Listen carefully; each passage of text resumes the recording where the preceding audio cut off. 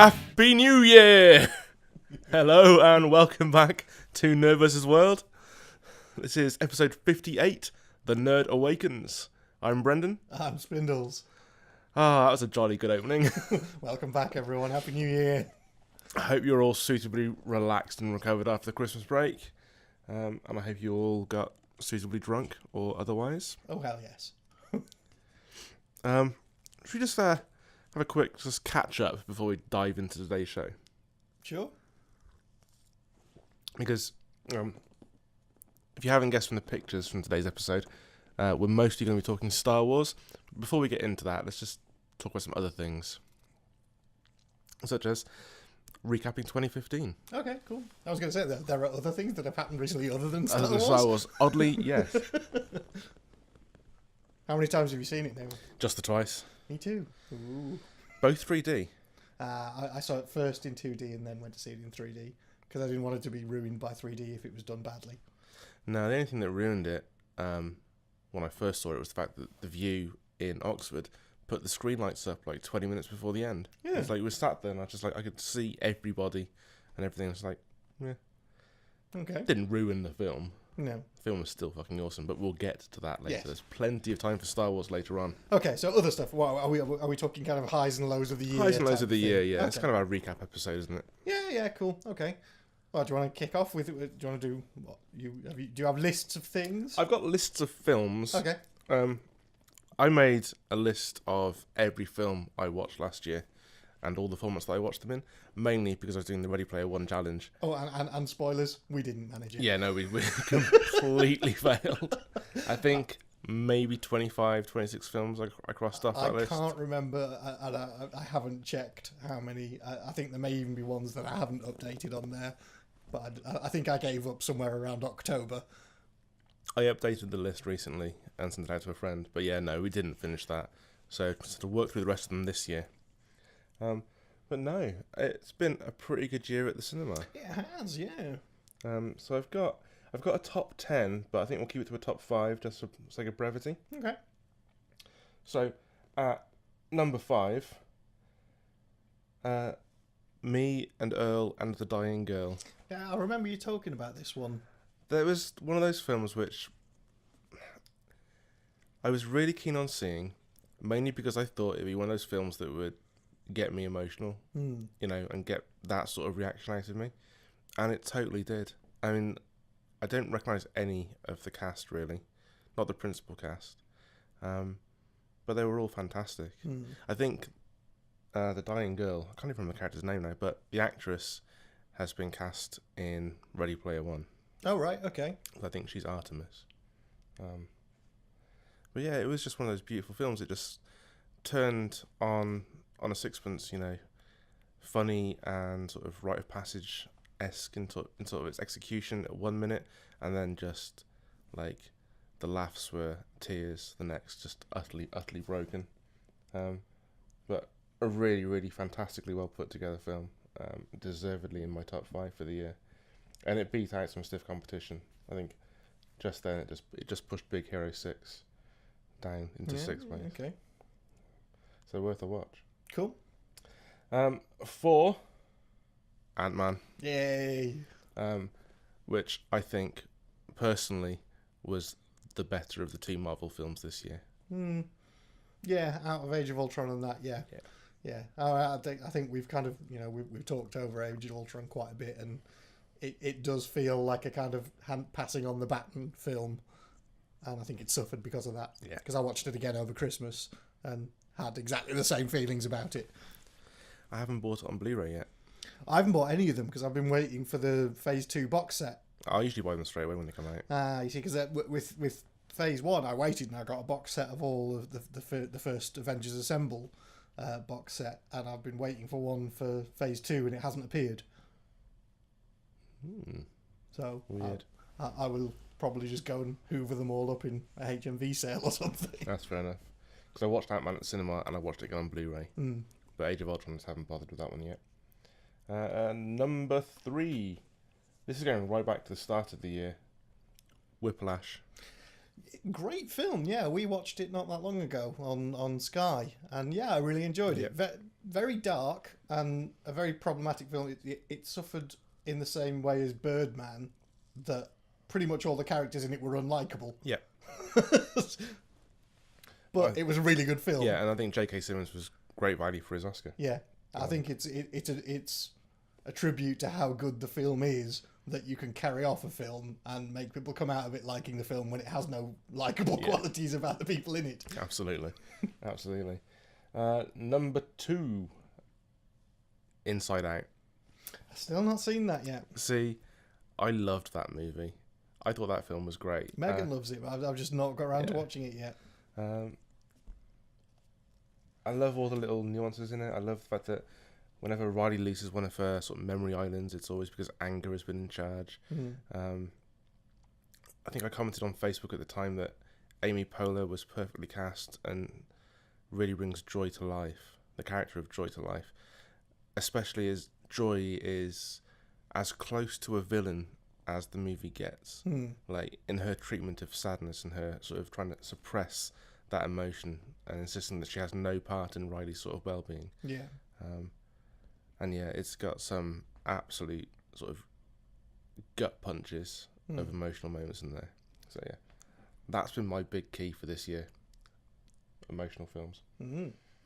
And of course, in my number 1 film of the year, there was a huge emotional gut punch, which we'll get to later. But yeah, unsurprisingly, Star Wars Force Awakens is my number 1 film of the year. Yeah, no, fair play. Okay, so I'm just trying to find my... I don't necessarily have a list of films. I have a list of kind of highs and lows of the year that I'd kind of compiled. Some of them are films, some of them not so much. Okay. So I'll do lows first, and then we'll go finish on the high. Yeah. So lows for me, probably one of the biggest disappointments of the year was Constantine being cancelled. Yeah. Without a doubt, I think that has to be one of my lowest points of the year, because I was thoroughly enjoying the show, couldn't wait for it to come back, and then it just went. There was the brief glimmer of hope when it came back on Arrow, and now there's. I was mulling over this the other day and thinking about how now they're doing the Sandman live action. It would be interesting to put Constantine in that, because he turns up in the first graphic novel. Yeah. So it would be. I think that would be really good if you brought Matt Ryan in and just put him in as Constantine in that, and just try and get him in as Constantine in every possible medium. Get him doing audio plays and all sorts of stuff, just to kind of go, yes, that cement his place as being Constantine. Yeah, because the guy was a genius. Yeah, and he was nailed perfect. it. So yeah, that was a low for me. Fear the Walking Dead, I think, was probably one of my biggest disappointments of the year. Yeah, I agree with that, purely because if it had been anything that I wanted it to be, I would have kept watching it, but I didn't. I stopped. Yeah, and it was 6 episodes, and even I waned at the end and didn't really pay attention for the final episode. I just found some of the main characters frustrating, and I think it's probably down to the fact that we're so embedded in the proper Walking Dead series that to see it at the start, everybody is just behaving in a manner that you go, well, that'll just get you killed. Oh, look, it did. And yeah, so I think it probably suffered from how popular Walking Dead has been and how good that's been, that Fear the Walking Dead I felt was just way too slow. Way too slow. Other lows, that some of these are a bit tongue-in-cheek, is losing the podcasting games at 9 Worlds. I was gutted about that. By the half a point that you gave away. Yes, by the forgetting the name Wayland Yutani. No, well, not Wayland Yutani, forgetting... It was the Tyrell Corporation. The Tyrell Corporation, because I couldn't get Wayland Yutani out of my bloody head. So, yeah, I was gutted. Utterly gutted about losing that. That's all right. We can do it. We can win it this year. We can. We can recover. I want to enter it and win this year. So another low point for me this year, and this is more of a kind of general thing, was all the problems surrounding this year's Hugos. Yeah. I think that brought the entire science fiction community into disrepute. Yeah, there was a lot of problems on both sides of the fence there, and the fact that it all happened in the first place, I think, has just cast a bit of a black shadow over the year for me. Yeah. So I'm hoping that we won't have any kind of recurrence of that next year, but well, we'll have to wait and see. We'll have to wait and see. But yeah, it's horrible to think that a community mostly made up of people who've faced exclusion throughout most of their formative years can then turn around and be exclusionary to other people. It's just completely wrong. Yeah. So that was definitely a low point for me this year. And I guess my last low point is just all the deaths this year. It's been horrendous, the amount of people we've lost this year. I just, needs to stop. Don't like it. Yeah. Too many feels. Yeah. Yeah, so many feels. Pratchett, especially. Yeah, the list is just huge of the amount of people this year. Nimoy, it was a bad year. I can see the reel at the Oscars now just being really bad this year. Yeah. So, anyways, those were my low points of the year. I think just to add a few low points to that, they're mostly film related again. I guess that's my kind of thing. But Jurassic World. Yeah, fair enough. Was just the biggest letdown of the year for me. More so than Terminator Genesis. Terminator Genesis I knew was probably going to be shit, so I wasn't surprised when it was. But Jurassic World I had high hopes for. But yeah. Okay. So on to some highs to lighten things up a bit now. Yay!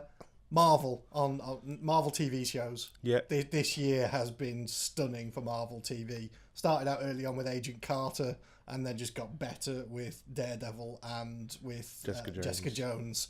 I cannot praise Marvel enough for the TV shows that they're doing at the moment. Yeah. Even Agents of S.H.I.E.L.D., that's gone amazingly well this season as well. So I have nothing but praise for Marvel and their TV universe. Long may it continue. Yeah, completely agree. Another bit of a weird one is a film. It's one that my brother introduced me to this year that I hadn't heard of before. It was Snowpiercer. Ah, it's based on a comic. Yeah. Yeah. I thoroughly enjoyed that film. Okay. For those who don't know about it, it's the story of the last remnants of humanity. Basically, it's a post-apocalyptic. The sun's been blocked out, so the Earth has frozen, and the last of humanity are on a nuclear-powered train that is constantly circling the Earth. So it has heating on board and stuff, and the social strata has been created based on what class ticket people had when they boarded the train in the first place. So you have, the first class ruling society, and then as it gets further down the train, then you get the kind of lower working classes, and it's about a revolt on the train from the lower classes. And it was a fantastic film. The cast blew me away. I had no idea until the end of the film who the main actor was in it. I don't know whether I should say whether we give it away. Well, it's Luke Evans. Okay. And he's completely unrecognisable from anything I've seen him in because he's got a beard and he's hidden under a massive facial hair, and he just looks completely different to how I've seen him in any film recently. So I just didn't recognise him at all. Awesome. And saw the end credits and was like, oh my god, really? Wow. So yeah, fantastic film. I'd thoroughly recommend it. It's on Netflix, so I'll check it out. If you get the chance to watch it, go and watch it. Probably watch it tonight. Cracking film. A couple of personal ones for me for the year. Obviously, I had a short story printed, so I was massively happy this year. That was one of my biggest achievements ever, I think. So I was well happy about that. And then just the conventions we've done this year. Yeah, absolutely. I was going to say that's one of my big personal highlights this year. Yeah, it's got to be the Sci-Fi Weekender. Yeah, like entering the quiz on Thursday night, the warm-up quiz, winning it, and then have people come up to us and say, "Are you NerdVsWorld?" As in the podcast NerdVsWorld. I'm like, yeah, and then just getting high fives from people and like meeting people who listen to the show is possibly the greatest thing ever. Yeah. Love it. Absolutely love it. And we're looking forward to meeting a hell of a lot more of you this year. But that made my entire weekend because like there was a lot of things going on at work for me before I started the drive to Wales, which kind of put me in a bit of a shitty mood. But I stopped off in the hills in Sardinia on the drive up and sort of took some time and chilled out.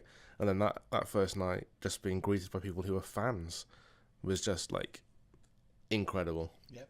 Totally just leveled me out and made my weekend. Like we interviewed Sylvester McCoy in his cabin that weekend, and he's my doctor and a personal hero. But you guys high-fiving us was still a level above on terms of my highlights for that weekend. That was pretty rad. Yeah, so it's that, and I think it's all the interviews and stuff we've done this year. Just that the caliber of people that we've met has just been outstanding. So last year just blew me away entirely in terms of how much we did on the convention scene, and I can only hope we do more this year. And I will try and go further in the UK finals of Catan this year. Should I get that far? That was just so bizarre, but really good fun. Yeah, the conventions have definitely been a big plus. And then my last highlight of the year, as a wonderful segue, was Star Wars. Yeah. So, let's just get straight into it. I mean, like, how good did it feel to come out of that film and not have to try and defend it? Yeah. And not feel like it was a bad film that you needed to protect. Yeah. But just being able to go, yeah, no, I liked it because it was fucking awesome. Yeah. Everything about it just felt better. Obviously, there's some CGI in there, but you could tell that it was mostly blue screen on location rather than shot entirely on a green screen stage and filled in. The acting was a step above from the prequels. Mm-hmm. I was discussing this with some of the film staff here, and my reasoning for that, my thought process is that when they were doing the prequels, green screening was still fairly new, so the sort of actors didn't know how to act with green screens. But like, we're so far on now that like these guys have come through drama schools and colleges where they probably had to do this sort of thing. So they've got techniques now for acting with green screen presences, and it was just great. It showed in like the improved performances from like all the principal cast. I loved that the world felt lived in. I love that I came away caring about the characters. Yeah, very much I want to know what happens to Kylo Ren. I want to know what happens to Rey and to Finn and to Poe. I want to know what happens to Chewie. Poor Chewie. But like with the prequels, I couldn't give a shit. It was like, I know where the prequel trilogy was ending, and nothing in the performances made me give a damn about where they were going. Plus, it felt like, with the prequels, it felt like there was this big world plot, and that was the focus. And Anakin and his sort of descent into the dark side was just kind of a subplot of this wider world plot. Whereas with The Force Awakens, it was character-driven again. Yes, it was the story of these people. Of the people. And, like, make no bones about it, it is essentially A New Hope. Oh, it is. It's A New Hope with a bit of Empire tacked on the end. It follows the same sort of narrative arc. Oh, yeah. It's essentially, it's shot-for-shot homage in certain places, Yeah, and, like, literally, I think if you play them side by side, you probably find that the timings are about the same. Yeah. Especially for the two key deaths in the two films. But I don't think that's a bad thing. I think it worked. I think what it did is it established the state of the new universe. Yeah. It tied it up to the old one. It left a few questions. It asked a few questions. It answered quite a few. Yeah. So yeah, I mean, all in all, I thought it was outstanding. I had a couple of picky problems with it, but I guess we'll get onto those. But let's go for it. Well, no, most of my issues are just kind of weird reactions from characters to stuff. Like, for example, after the big death, when they come back and they land back on the planet again, and Chewie gets off the Falcon and walks straight past Leia, and Leia completely ignores him and waits for Rey. Didn't even twig with that. And I was like, well, they built up Chewie and Leia's relationship earlier on in the film with them giving each other hugs and stuff. And then at that moment, for that to have happened and for the two of them not to even acknowledge each other's presence felt really wrong. And then there's a back shot of Leia hugging Rey and Chewie just kind of mingling around the celebrating crowd. Yeah. And that just struck a weird note with me. It felt like a missed opportunity there. As if it was just crowbarred in. So I don't know.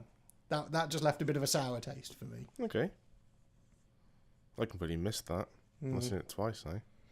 Yeah, it was more obvious the second time because I was watching for it to kind of see how it had actually been done. It just struck me the first time. I was just like, what? Chewie's just walked straight past her. I was like, okay, that's a bit odd. And then I watched it the next time, and Leia just completely blanks him.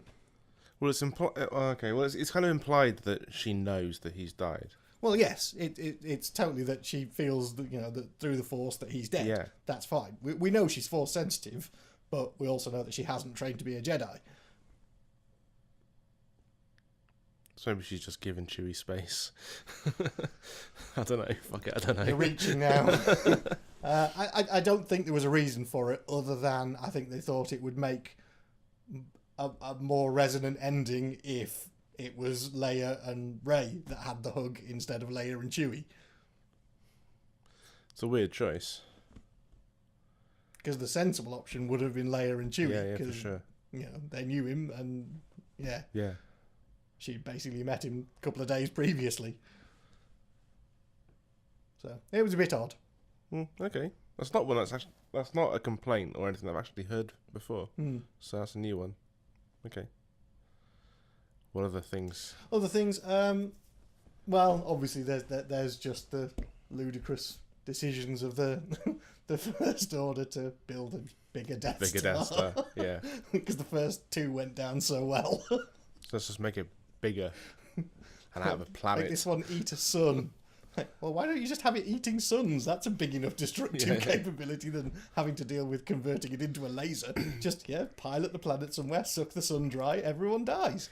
And it does feel like an awful lot like all the eggs in one basket. Yeah. Because I'm thinking now for episode 8, what's happened to the First Order? They pretty much all just been destroyed in one. Well, yeah, because they were all on Starkiller Base. There. Yeah. We know that Kylo Ren and General Hex have. We know they survived. And they went off to find Darth Lord Shriveled Face. Yeah, Lord Snoke. Snoke, that's it. Andy Serkis. Darth Plagueis, or whatever his name is. We think. Yeah, and I'm hoping Captain Phasma has survived as well. I would hope so, because she was massively underplayed. Otherwise, what was the point for even being in there, apart from to be the new Boba Fett character of like... However, has been completely superseded by the one stormtrooper with the twirly baton, who's now the hero of that film. He's now the cult Boba Fett out of that film. True. Who's TR-8R. That's pretty badass. So yeah, I'm kind of hoping that Captain Phasma becomes sort of like this dubious antagonist, where she has beef with both Kylo Ren and the remnants of the First Order, and Rey and Finn, and there's some sort of like enemy of my enemy is my friend sort of things going on. Yeah, because I mean, obviously there is the relationship there between her and Finn, and more of a relationship I think between her and the General rather than her and Kylo Ren. I think is that right? Because she was the General's kind of right hand stormtrooper rather than Ren's. Rather than Ren's, yeah. Yeah.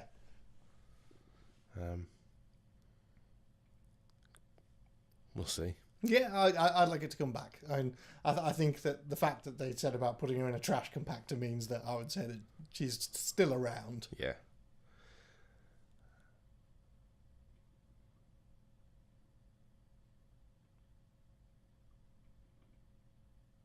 I'm trying to think of what else I want to see from the next film. Well, where do you think it's going to go? Well, I mean, there are some pretty big questions. Yeah, so... Let's tackle some of the big ones. Okay, so... what's the relationship between Rey and Luke, then? Do you think it's as obvious as the father-daughter? I don't think so. I think I read a theory today that posits that she's Obi-Wan's granddaughter. Yeah. Which I think has a lot of mileage. Okay, it makes Star Wars less about the Skywalker family. Yeah, and more fucking about up the the Kenobi. universe. Yeah.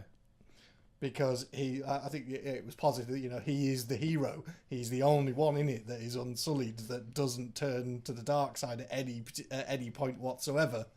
He is always the hero. He is always proud. He is always right and just and proper.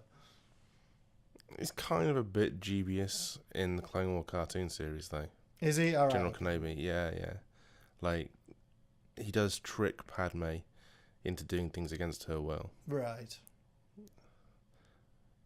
But I think there's a lot of nods to the fact that it could be, in terms of, you know, how she does the mind control and stuff. Yeah, I really liked the sound design of this Star Wars. Yeah, of the way they do the kind of mind probing. Yeah. And I liked the Force use wasn't massive and blatant in your face. But I think my favourite scene of Force use in the movie is when that poor guy goes and tells Kylo Ren that they haven't got the droid, and then Ren just fucking smashes up the console. Yeah. And then he talks about them having help getting off the planet. He just turns and Force grabs him into a Force choke. You just see him fly across the room into his... That was fucking sweet. I was like, that is how a bad guy would use the Force. I really liked the offhand, although probably utterly wildly impractical, stopping of a blaster bolt at the start. That was pretty sweet too. Yeah. I thought that was really well done. Oh, that opening as well. Oh, it was something else. So brutal. Yeah. And you just get the feeling that the First Order is a step up on the Empire in terms of brutality and sort of single-minded devotion to their cause. Their cause being build giant lasery shooty planet things. Yeah. Their cause being do exactly what everyone's done before them, but bigger. Like, GG guys, well done. In their defence, they did at least cover the exhaust port. This is true, and they did have shields that only a crazy pilot could get through at light speed. Yeah. So good though. It was fantastic. So, the complaints I've been hearing out of it are about basically Rey kicking Kylo Ren's ass at the end. A lot of the people who I've seen... I haven't seen many people have a problem with the film, which is good.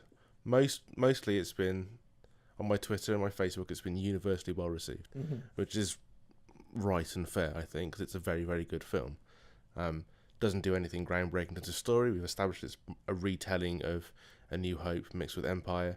I think Kevin Smith said it's like someone gave J.J. Abrams a camera and he just filmed himself playing with his old Star Wars toys, reenacting A New Hope the way he would. Fair. And that's totally fair. Yeah. But people who are taking issue with it seem to be taking issue with the fact that Rey goes from being a nobody to suddenly handing Kylo Ren his ass in that final fight. And I saw these complaints after the first time I saw it. I didn't hold much truck with them because I don't know whether these same people would be complaining about Luke Skywalker going from having no idea about the Force to blowing up the Death Star with one shot. I think they probably would, because he does exactly the same thing. Yeah. You know, if they're complaining about Rey doing this, then they have to be complaining about Luke Skywalker doing that. Is the bottom line. I think people... I have more of an issue with Finn holding his ground against Kylo Ren with a lightsaber than I do Rey. Yeah. But Finn does get fucked up. He does eventually, but he does pretty well. Yeah.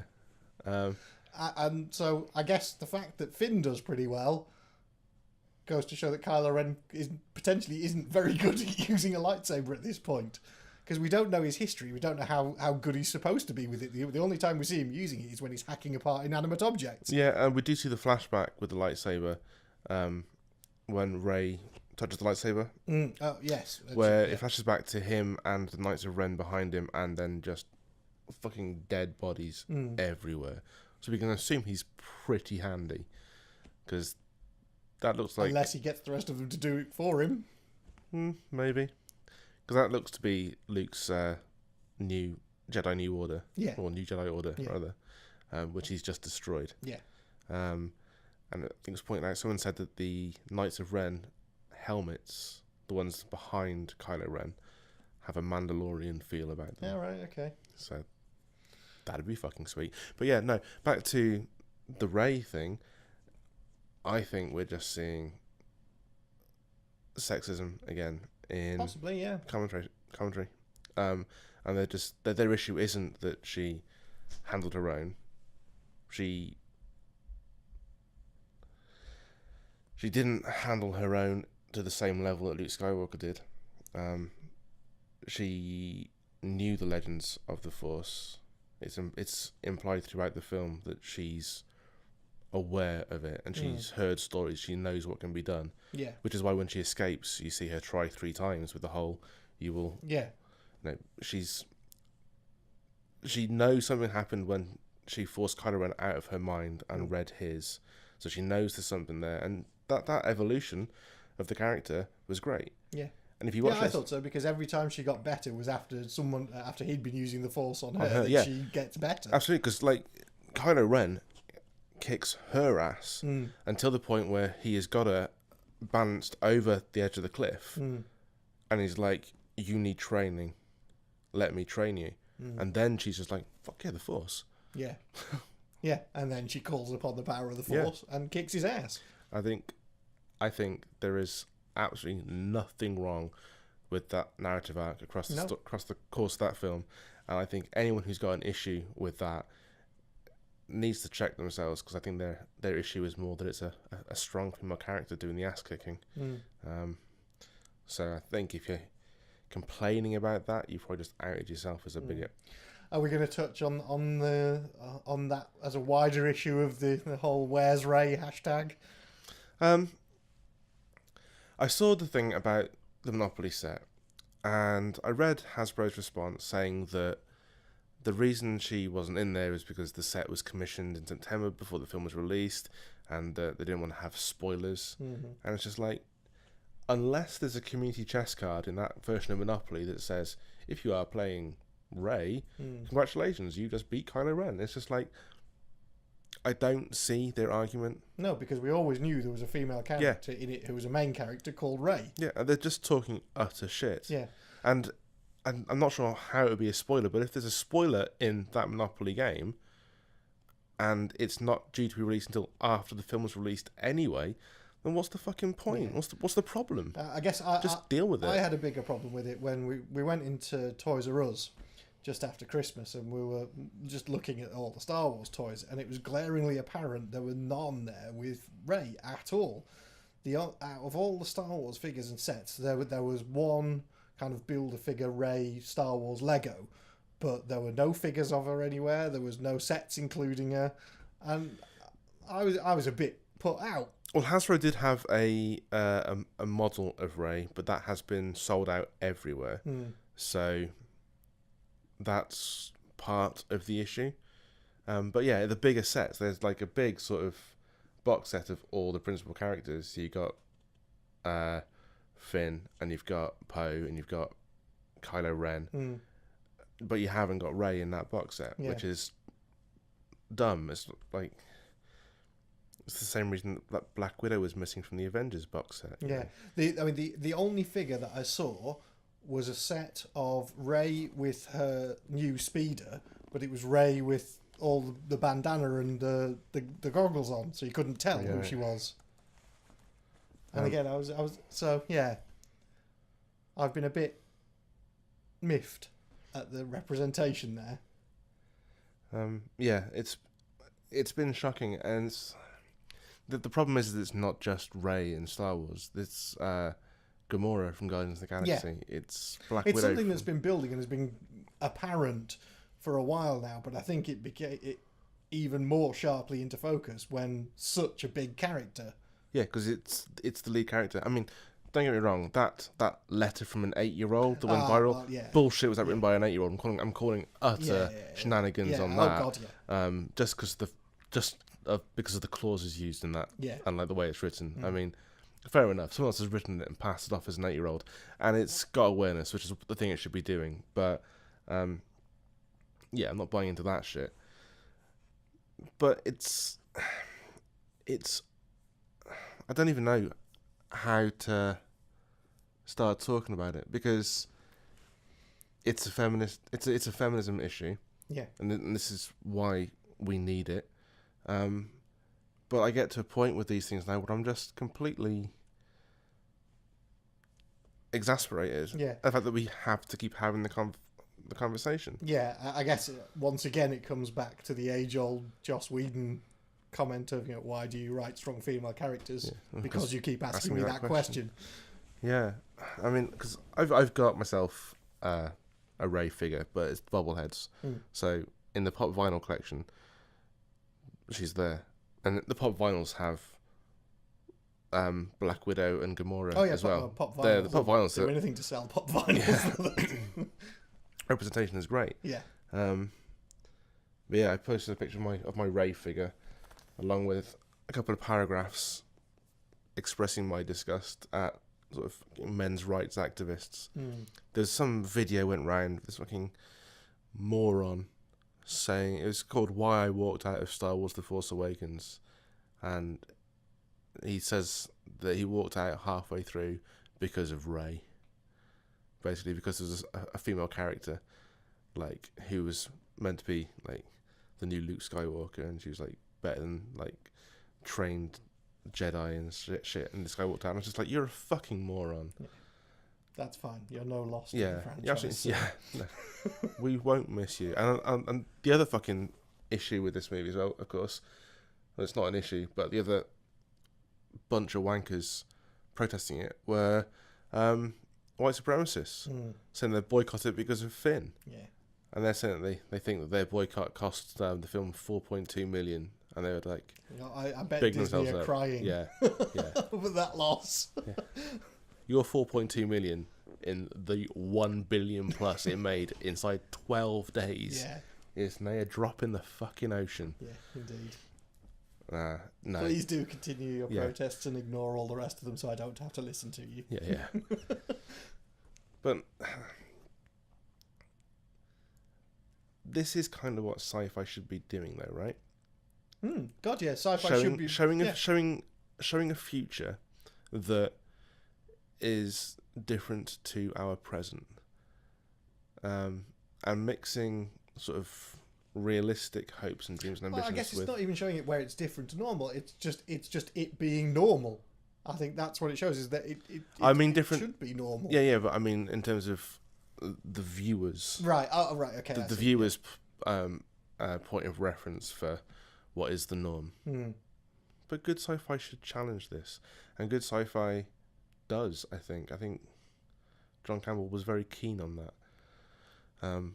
Back in the golden age of sci-fi, and of course Roddenberry was massively keen on that with Star Trek. Very much so.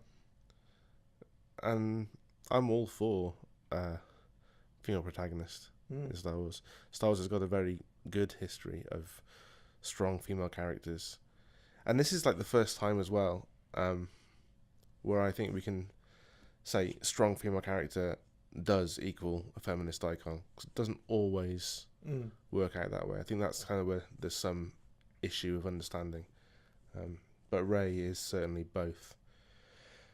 And she's not alone in the Star Wars universe, because Leia was as well. So is Ahsoka Tano. So are any number of the female Jedi. Amelia Sakura. I guess the only thing, and this is more of a weird critique of the character, is that she does seem to do everything. She's the mechanic, she's the fighter, she's the scavenger. She seems to cover all bases and be amazing at everything. And I don't know whether they've just thrown too much at the character.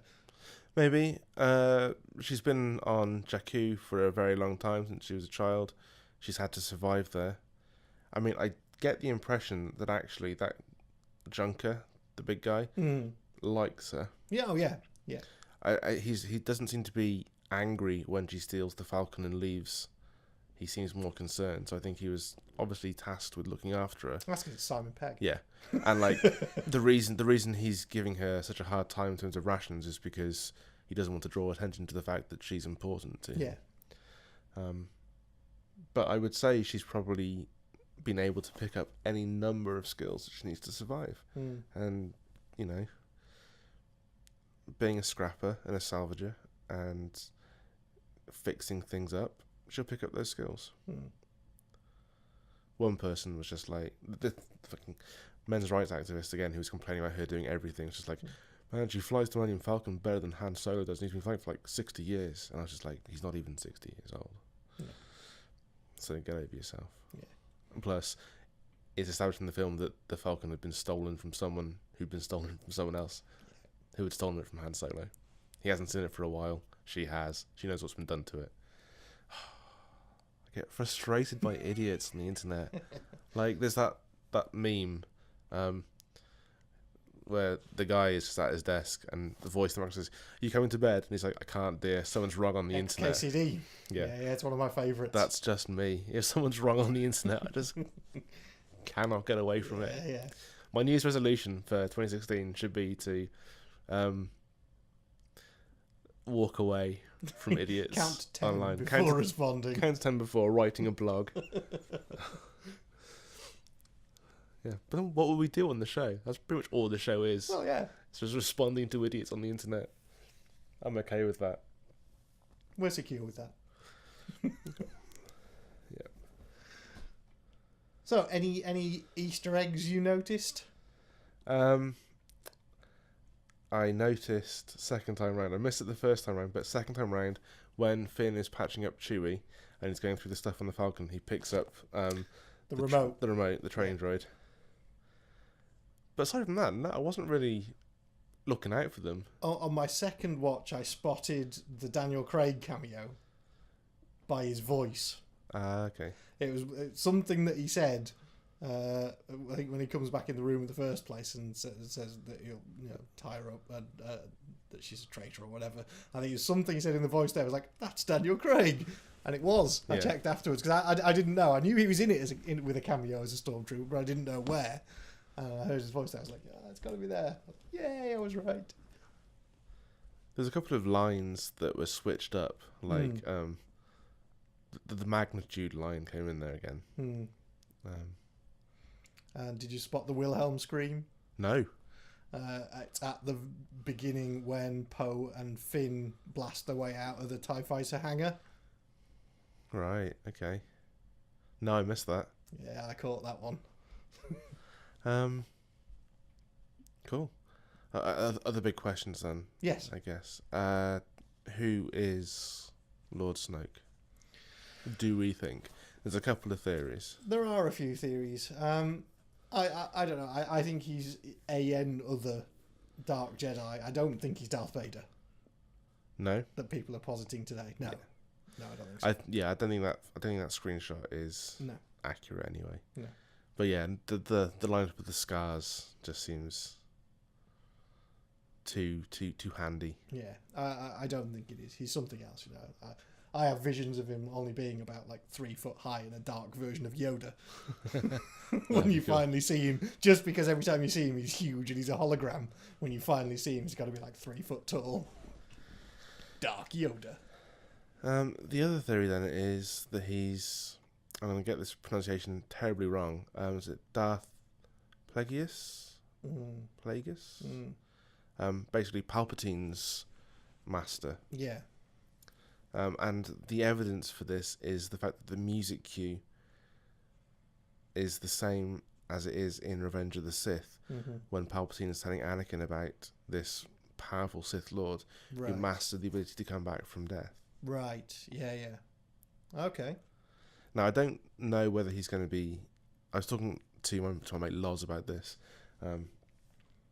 and whether he's an actual, real, tangible, physical presence, or whether he is just a really powerful Force ghost, but a Sith Force ghost, is yet to be seen. But the Sith Force ghost would be pretty interesting. Would, yeah, because we've not seen one of them yet. Only because, and this is what's pointed out, if he is real and physical and actually alive and vital, then they broke the rule of 2. Yes. There is always apprentice and a master. So yeah.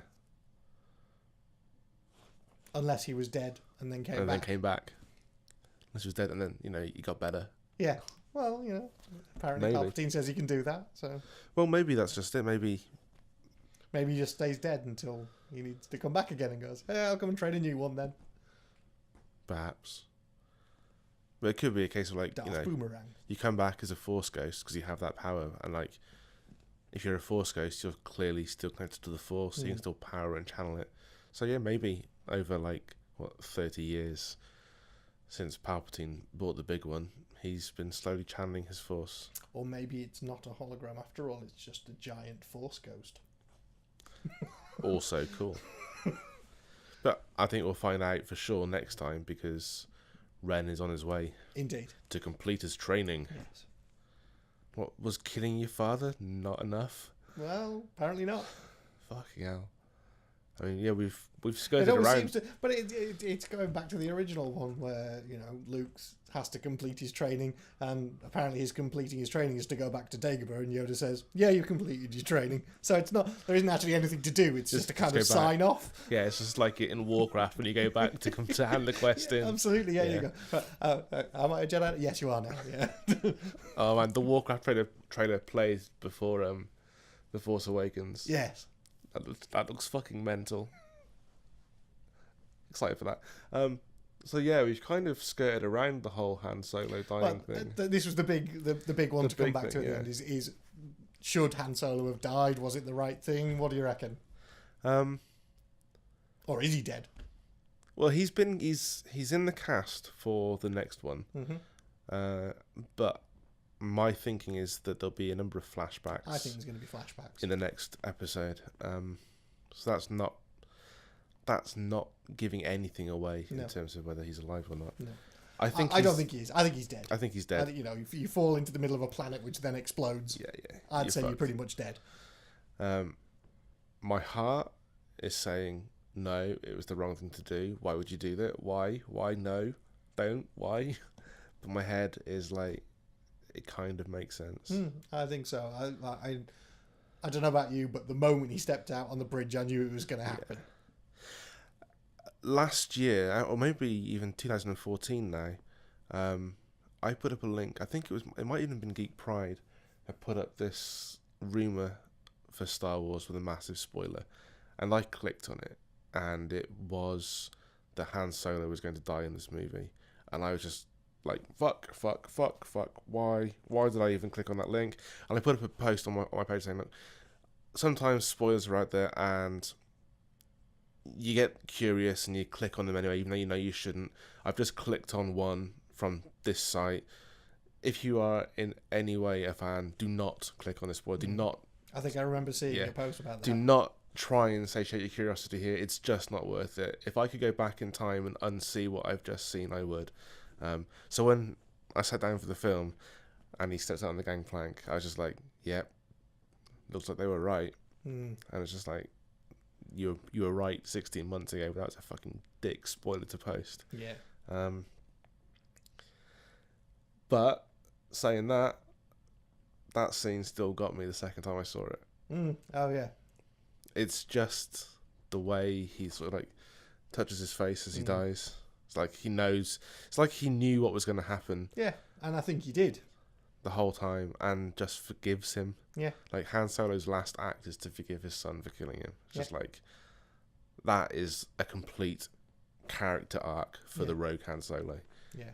And it was perfect. I mean, I think I want to see more of how their relationship was, and I hope that we see that in terms of flashbacks from the next couple of films, because I mean, I'm having real trouble reconciling in my mind how the son of Han and Leia can have ended up in this mess.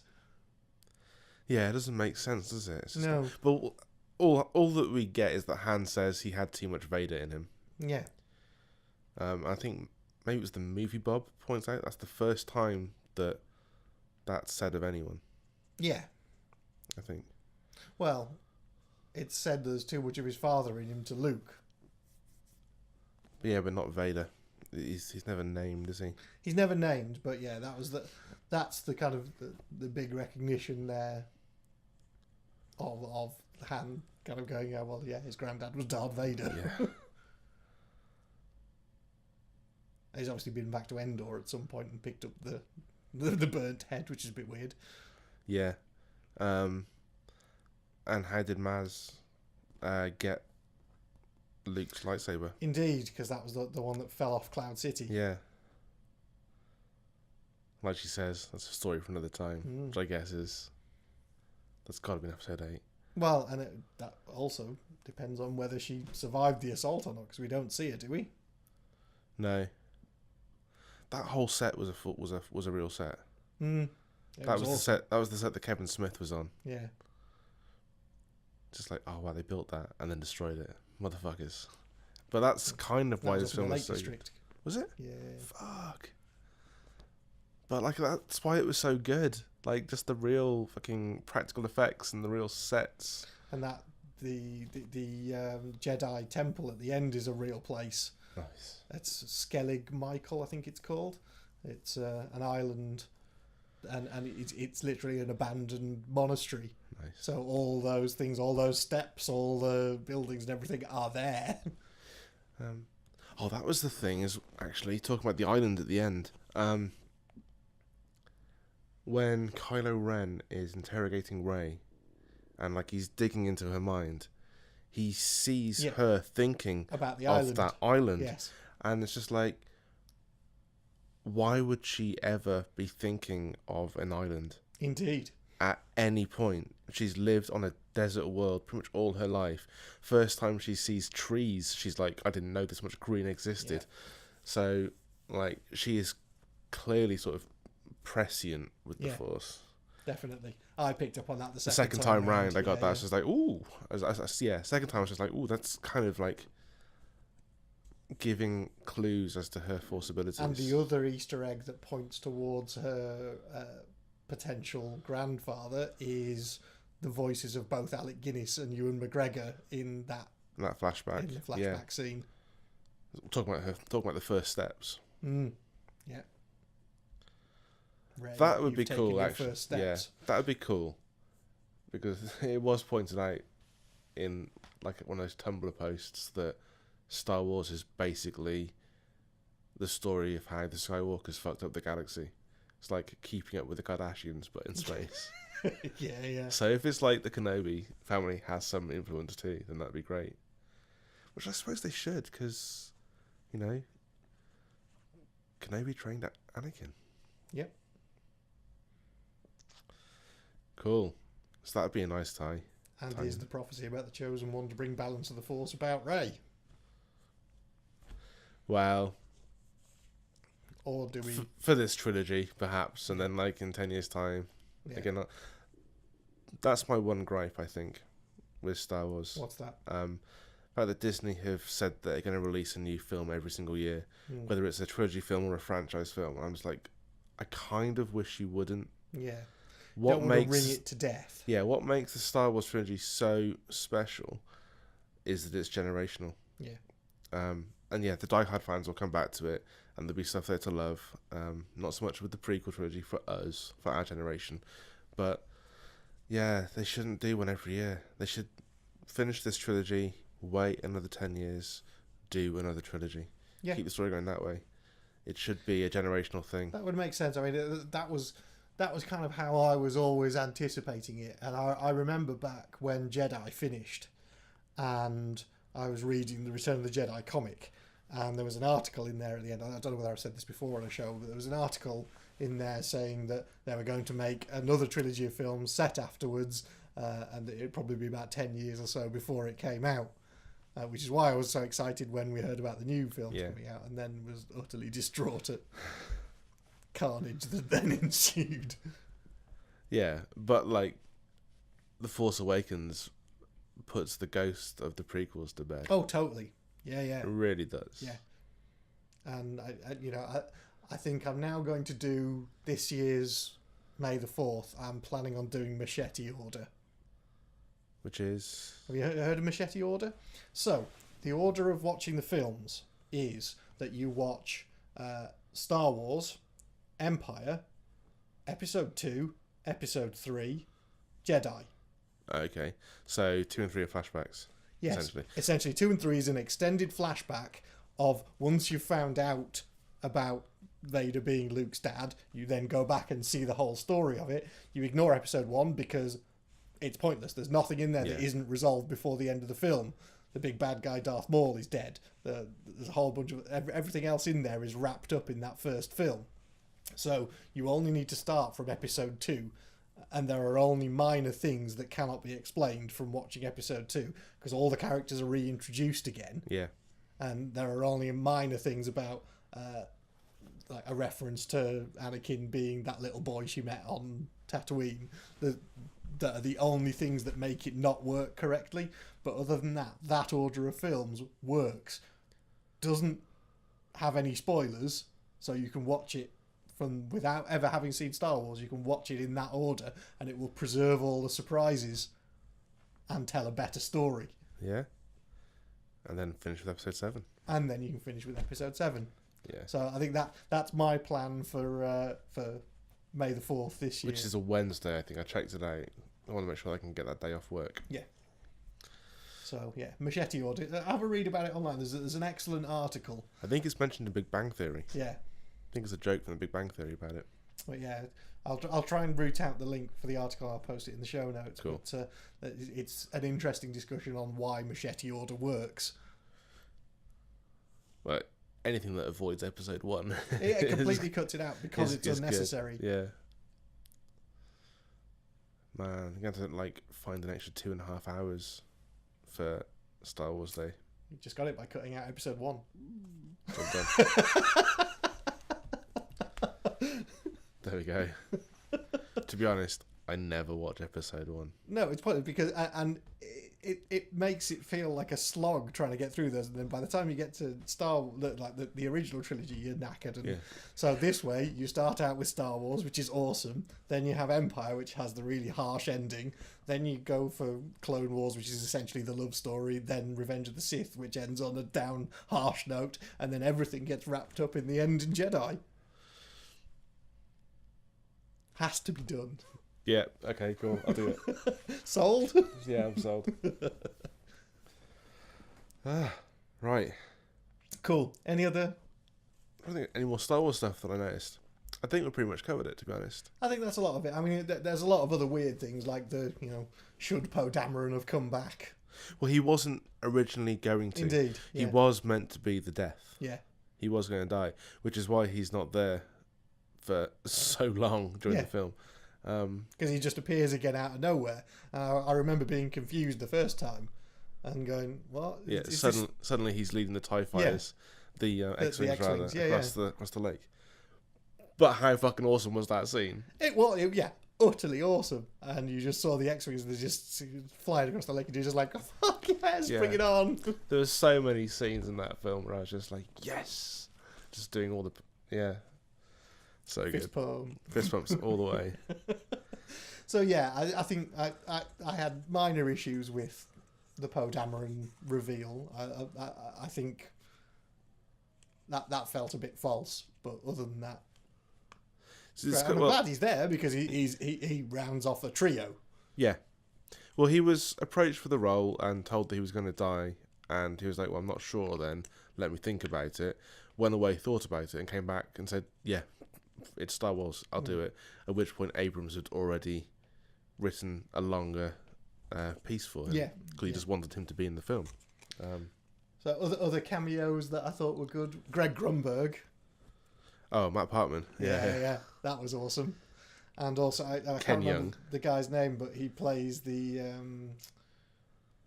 he's the psychic in Lost as well, the Chinese guy. Oh, Ken. Yeah, it's Ken Lung or Ken Young. So yeah, because he's the accountant from Person of Interest. Yes, he is. Yes. Which I started. I said I was going to watch all of those over Christmas. Halfway through season 3, we finished Supernatural. Did you? Oh, 11 seasons in less than 8 weeks. That girl has a problem now. Is she still Team Dean? Oh God, yes. Well, she's kind of wavered a bit to Team Castiel. Yeah, I told you she would. Yeah. So yeah, that was fun. Yeah, we've been through the whole of that. She's now caught up. Wow. Yeah, that was an interesting Christmas. Where were we? Okay. That's pretty much it for today, I think. Yeah, I think so. Yeah. So that we were just finishing off on cameos, I think so. Yeah. Oh yeah. I don't know whether there were any others. Cause we knew the Simon Pegg one. We knew the Daniel Craig. Greg Grunberg.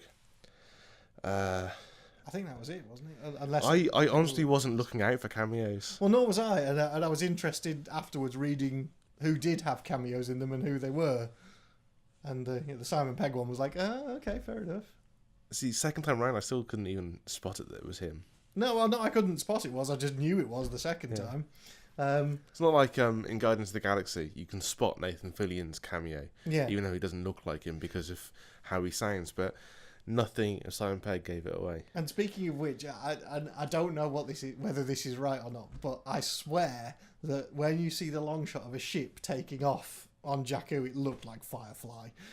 Really? It did. It both times I've seen it, I've gone, that really looks like Firefly just going All right, off. I'll check it out. And I don't know whether it is or not. Oh, I know the one you're thinking of. It's when Ray's just found BB-8. Yeah. Yeah, and she's just settling in for the night. She wants the ship. Yeah. And you just see a ship taking off in the background. I now have an excuse to watch it for a third time. I don't know. It's completely unsubstantiated. I've not seen anybody mention it on the internet or anything. It's just every time I've seen that and looked at it, it looks like that scene where Firefly just takes off in one of the first episodes. Okay, I'll check that out. Kevin Smith thinks there might be a Clerks reference in there as well. Right, okay. When they ask Finn how he knows this stuff, and he says that he works in sanitation. Yeah. So Kevin Smith was geeking out about that big time. He was just like, I've made my living making movies. They're referencing Star Wars, and now they're referencing my movies. So meta. That is a bit of a weird question that it brings for me. Is did Finn really just work in sanitation on the Starkiller base? And if so, how did he end up as a stormtrooper? And there's a whole bunch of questions there that don't make sense around Finn's character. I think that was probably bullshit. Okay. Because he says he knows how to blow up stuff on there, then he doesn't, and then he works in sanitation, and then he doesn't know how to blow stuff up. So he's like the opposite of Ray. Yeah. You know? So, lucks into a lot of things rather than just knows how to do them. Yeah, it just seemed a bit odd and a bit weird. And I thought it was a very brave choice to end out the film with him being unconscious and not even getting a last line. Yeah. That was a very brave move. And in keeping with all the other movies in the trilogy so far, Chewie gets the last word. Because he's there by the ship and goes, roar, and then she wanders up the cliff face and gives back the thing, but doesn't say anything. So the last word in the film goes to Chewie again. Fair play. Which is what I noted about the original trilogy, is that in the original trilogy, Chewie gets the last word in every film. Boss. Awesome. So on that bit of nerd, wow. nerdy Easter eggness. Crazy amount of nerdiness. Okay. Yeah, that's all for this show then. Yeah, so yeah, I guess, I think we're coming back next time. We're going to do a bit of a look ahead. Yeah, look ahead. So we've done a brief recap of our personal highs and lows from last year and my top 5 films. I'll put the full top 10 list up on the site. And I'm going to be tackling a lot more film reviews over the course of this year. So that's good. But yeah, next time we look forward. Yeah, I've been putting together a schedule of stuff we're going to hopefully release through the site in the next year or so. And hopefully we've got a hell of a lot of stuff coming up. And we've got some good interviews coming up as well. Definitely. So yeah, thank you all for listening and bearing with us. We hope to see more of you over 2016. But that's all for this show. I've been Brendan. I've been Spindles. And until next time, take care and be excellent to each other.